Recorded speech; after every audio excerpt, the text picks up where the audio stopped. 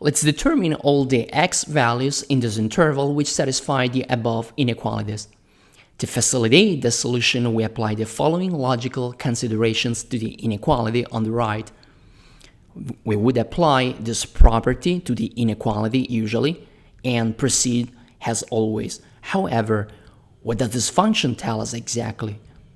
It is a function characterized by periodic behavior and by a symmetry with respect to the x-axis, and it recalls that of a harmonic function, which is a function having the following property.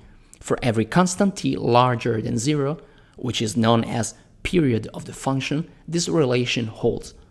The most simple example of periodic function is the harmonic function, of which we have an example in the picture.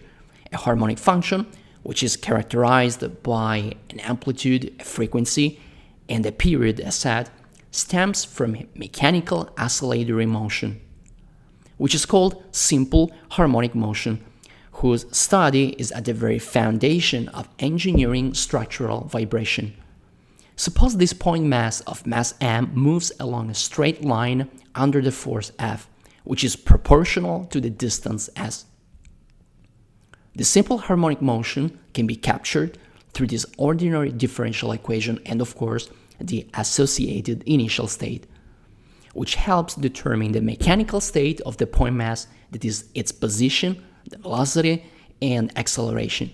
We note a compression of the given harmonic function as we increase this term up to 100. This fact is important because of the symmetric behavior of the function with respect to the x-axis, which gives us the opportunity to get rid of the absolute value. Vice versa, this would not be attainable if the function were of this type. Can you see why? This picture is self-explanatory. The asymmetry would force us using the absolute value. Let's solve now the first inequality. We first express z as sine of 2x, and then, squaring both sides, we obtain this expression. Finally, we replace z with the sine of 2x for sake of clarity only, of course. As you can see, this is true for every x in this interval. To satisfy our curiosity, let's study the second easy inequality.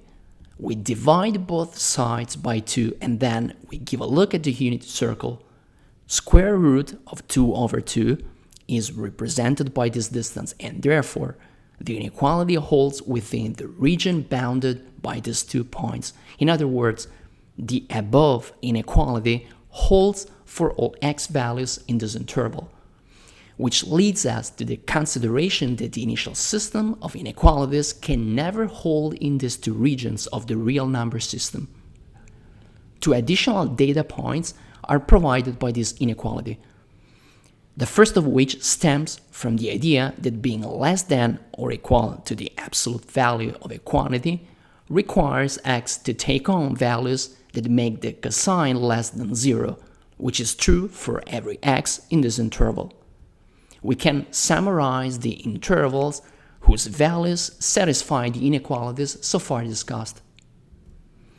To provide the final solution, though, we need to explore the last data point provided by exploring more in detail this inequality. First, let's square both sides.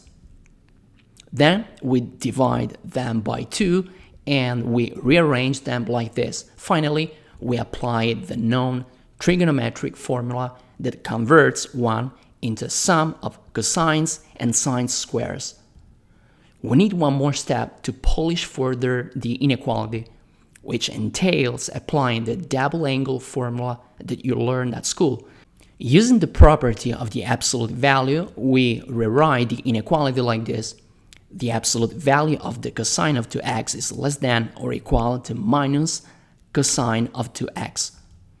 Let's pick up now the most meaningful inequality and let's seek the values that satisfy it.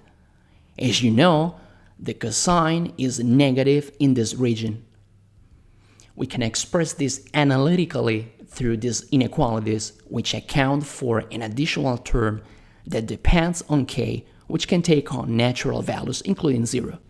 The values of x that agree with these two inequalities range from pi-fourths to 3/4 pi, and from 5/4 pi to 7/4 pi. By including this last data point to the previous chart, we come up with the final solution. In other words, the range of values that satisfy the given inequality spans from pi-fourths to 7/4 pi.